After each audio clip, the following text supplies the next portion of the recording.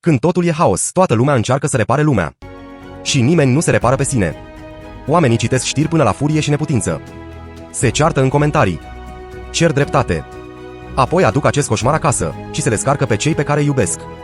Serafim de Sarov a spus simplu: agonisește Duhul păcii și mii în jurul tău se vor mântui. Nu e pasivitate. E strategie. Când în tine e furtună, devii parte a catastrofei. Când în tine e pace, devii punct de sprijin pentru toți din jur. Pacea ta sufletească e scut pentru copiii tăi. Real.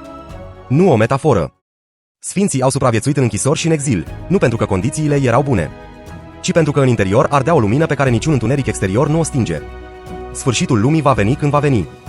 Întrebarea nu e despre dată. Întrebarea e, cum vei fi tu în ziua aceea? Rob netrebnic care a îngropat talentul în pământ? Sau cel care îl întâlnește pe Hristos cu inima deschisă?